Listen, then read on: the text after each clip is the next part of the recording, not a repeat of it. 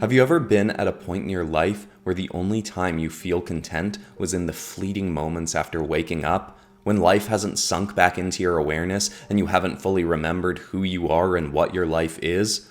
Then, as it comes back in, a feeling of quiet, persistent dread sinks in. But you just go on living as if this is how things have to be. That is exactly the place that Freya Sparks was in at 23 years old, despite from the outside seeming like she had everything she could ever want. You see, Freya Sparks just a few months ago had become the Global Vigilants League champion. She was the most famous person in the most famous sport on the planet, and her unique breed of electrokinesis powers and her infamous fighting style had set her at legend status. But she couldn't enjoy a second of it. She still wasn't happy. Despite being famous for the phrase, "I'll be happy when I'm the Global Vigilance Champion." Her journey to becoming the champion had started young. Both her parents were rarely around as they both worked long hours, but they lived very close to a community center dome with tons of kids programs. They put Freya into as many as they could so that she'd have a safe place to spend time when they weren't around, and she thrived in most physical activities.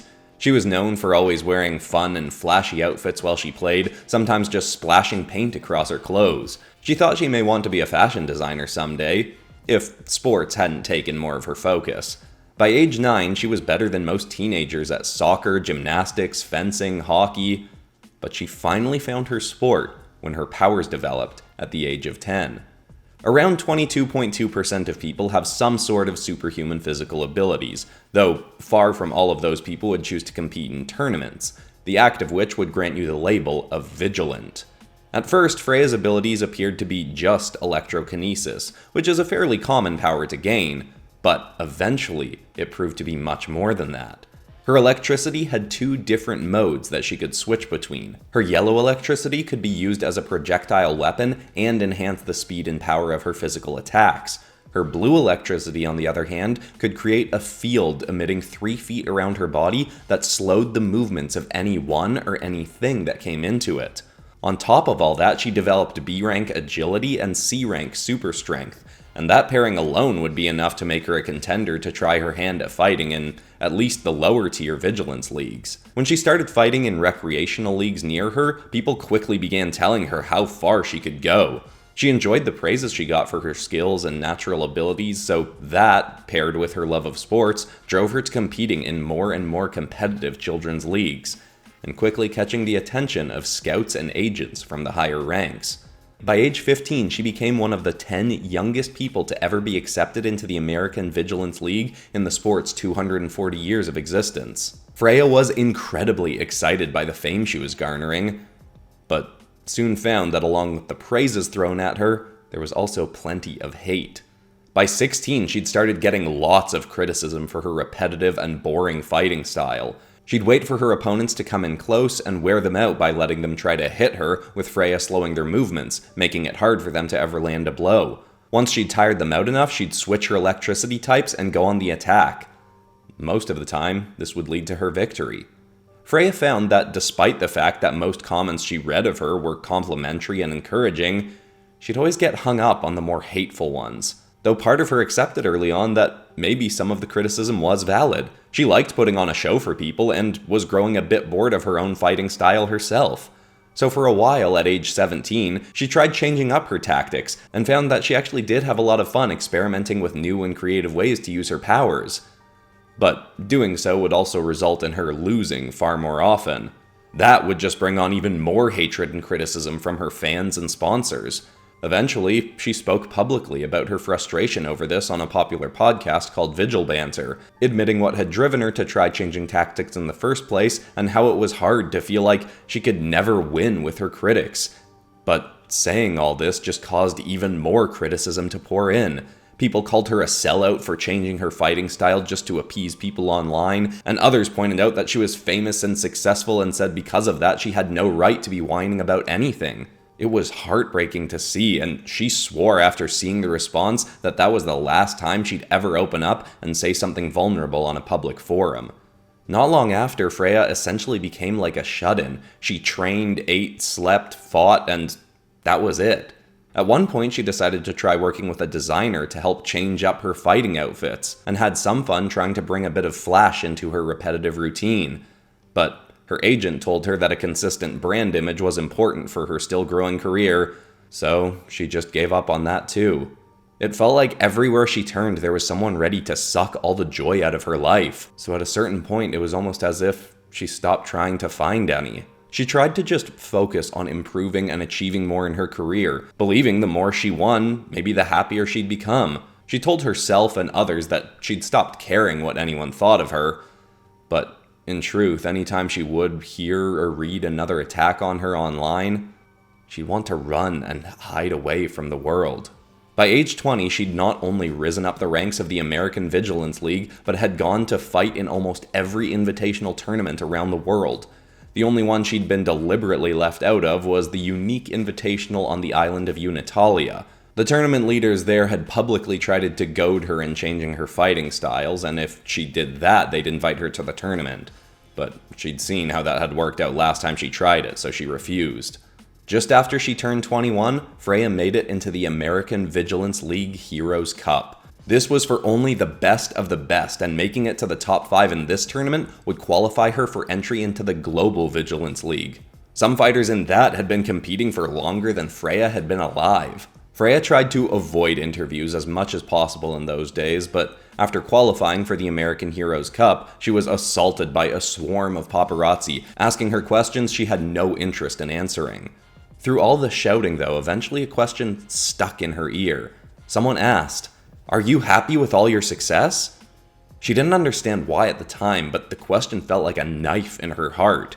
She leered at the man who'd asked and instinctively snatched his microphone away and angrily stated, "I'll be happy when I'm the Global Vigilance Champion." She shoved the mic back into his hand, pushed through everyone, and marched away. That clip exploded across the internet, with many saying she could do it and be the youngest to ever win it all. But as usual, it seemed impossible for Freya to ignore the people calling her arrogant and delusional and saying that they didn't want the global champ to be someone with such a boring fighting style. Still, this became Freya's mantra. People would ask her if she was happy just to hear her say the quote. She said it enough that despite it having been something she'd said on a whim, she began believing it was actually true. She convinced herself it made perfect sense. She couldn't be truly happy all these years because she knew she'd always been really working towards the global champ status, so that must be the thing she needed to finally be happy. She trained harder and harder than ever before. Knowing the kind of vigilance she'd be going up against, Freya knew she had to perfect her ability to instantly switch between her two types of electricity. She wasn't even thinking about who she had to beat in the American Heroes Cup. Her mind was past that, on to her competitors in the Global League.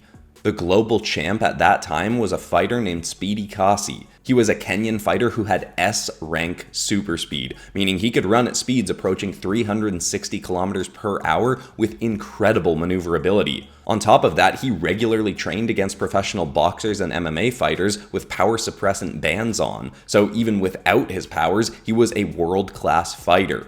Even slowing him to a 20th of his top speed, which Freya could do when at full strength, wouldn't make him easy to take. Freya started mimicking some of Speedy's training techniques, using power suppressors herself. During those days, she didn't exactly feel happy, but at least distracted from her pain. She was focused on a goal and saw that there was a glimmering light at the end of a few dark years if she could just become the Global Vigilants League champion and become happy. She tore through the American Heroes Cup and came out in the first place slot easily, but was of course asked, "Are you happy with this victory?" To which she gave her usual answer, "I'll be happy when." In the months leading up to the Global Vigilance League tournament, Freya barely spoke to anyone other than those she trained with. She'd slowly developed problems with her body over the last year, joint pains in her elbows and hips that never seemed to go away, as well as a perpetual lump in the back of her throat that no doctor could tell her the cause of. They didn't affect her fighting though, so they just became another thing she tried to ignore as the Global Vigilance tournament began. As many suspected, Freya made it into the finals and went up against Kenya's Speedy champ. He was a gracious fighter, stating how impressed he was with her skills and determination. Freya tried to be polite back, but was too focused on the victory she felt she needed more than anything. When their first battle began, Speedy was able to get a barrage of swings at Freya, even through her resistance field. But she was blocking far more than anyone would have expected. On top of that, she had succeeded at making her ability to switch electricity types instant. So she did so and started landing blows on Speedy far earlier in their fight than she normally would, then switched back to defense to slow him down some more. The global finals were a best of 5 match, and in the first 2, Freya's more aggressive tactic would grant her wins over Speedy. In the third, though, he'd get quicker at spotting her switch, and managed to land a few full-speed hits on her in the fraction of a second she released her resistance field, giving him a win in their shortest fight yet. Because of that, Freya did not risk giving him another chance like it. She needed this win, not just to shut up her critics, but to finally be happy. Their fourth fight went on for hours. Freya just kept slowing him down, blocking his blows, staying on defense for as long as she needed to. Despite Speedy having some of the best endurance in the league, Freya saw that he did eventually start slowing down. Even then, she waited longer, letting his stamina drop more and more, before finally going on the attack herself. Speedy managed to get a second wind and hold his own against her strikes, but not for long. Exhaustion got the best of him, and Freya Sparks knocked him out. She was finally the Global Vigilants League champion. On the winner's podium, with the whole world watching, she was asked, "So Freya, are you happy now?" Watching the clip back of her response, it's clear for all to see that Freya gets choked up and quietly mutters through tears, "Yes." Many think these were tears of happiness, having finally achieved an incredible lifelong dream. But in truth, they were tears of grief. In the moment after beating Speedy, she was ecstatic and felt truly happy. But it had faded so much more quickly than she'd thought. By the time she reached the podium, even with the world cheering her on, her only thought was, "I guess that's it. So what now?" The following weeks were the worst she'd ever experienced. She felt she had no purpose. She could train for the next year's tournament to hold her title and fight in more invitationals, but she couldn't see a point anymore. It hadn't worked. Freya was the global champion, but she was not happy. She had accepted a few interviews for after the tournament before it had started, thinking she'd be more energized and ready to take them on, but she muttered and stumbled her way through them, totally drained of energy. She told people that she was happy now because she thought it was what people wanted to hear and that they'd call her ungrateful if she didn't. But the words always felt hollow. Some did start to notice her particularly disgruntled demeanor, but one in particular would finally be the lifeline that Freya needed. On her way home from training one day, despite being buried in a huge hoodie, a guy named Carter Sahayek spotted her and jogged up beside Freya. He started by saying things she'd heard so many times before. He was a huge fan, was an aspiring vigilant himself. She was practically tuning him out. Until something he said struck her. "As a fan, it's sad to see you so unhappy, and I'm sorry you're hurting so much." She stopped walking. Part of her wanted to just brush him off and repeat, as she had so many times before, that she was happy. But she didn't. He kept talking, saying, "It didn't make you happy, right?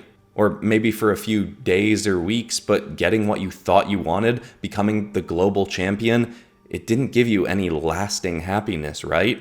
But that doesn't have to mean that you're never going to be happy."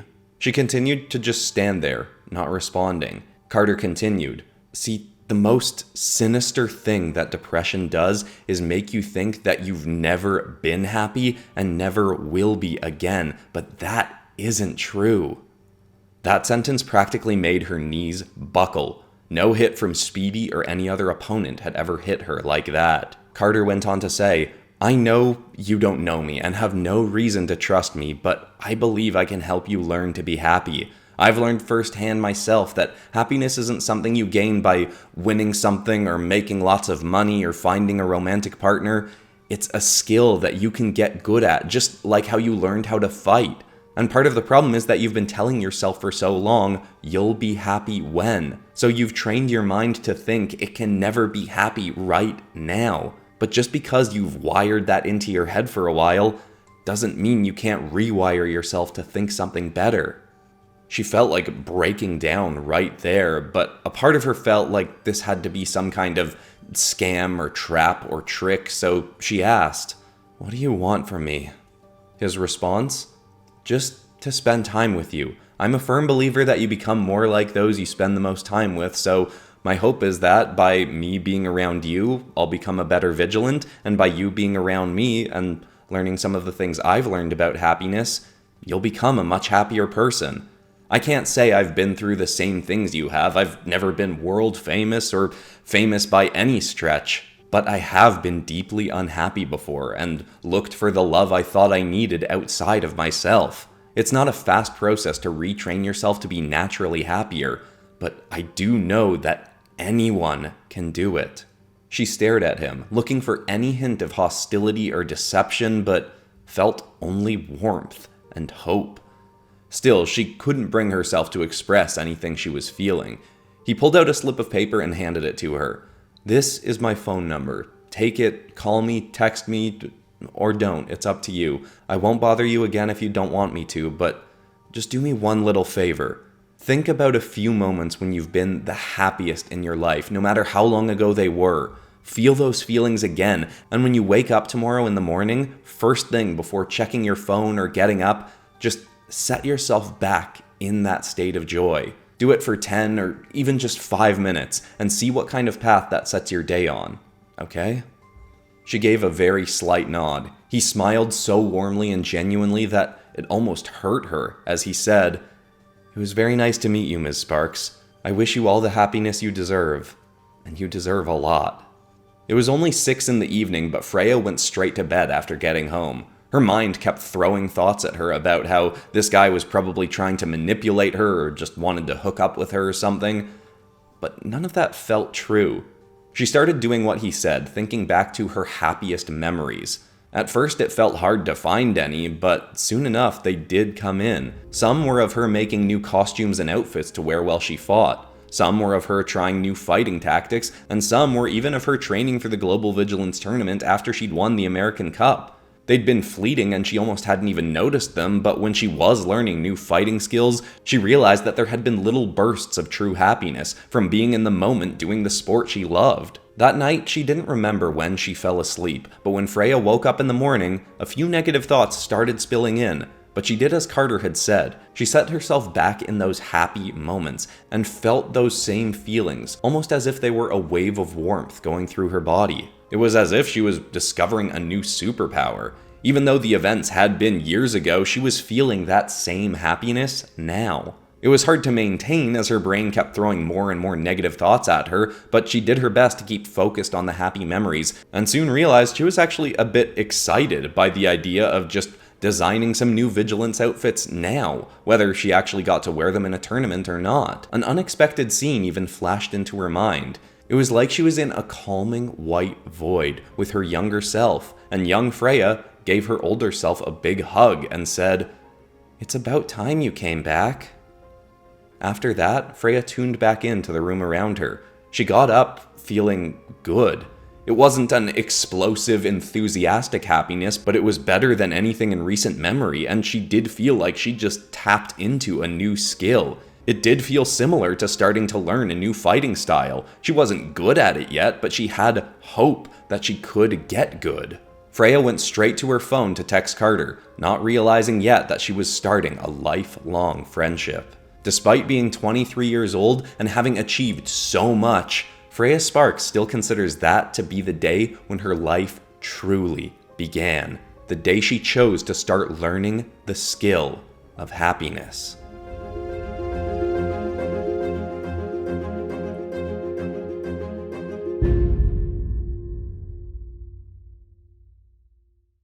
I hope you enjoyed and were inspired by the first episode of Vigilance, and there are 2 other episodes up now at the same time this video has come out. One on Carter Sahayak, who appears in this story, and one on a kid named Agama Knight from the island of Unitalia, where people get their powers by bonding with monsters called Bionites. If you enjoyed this, I'm sure you'll love those too.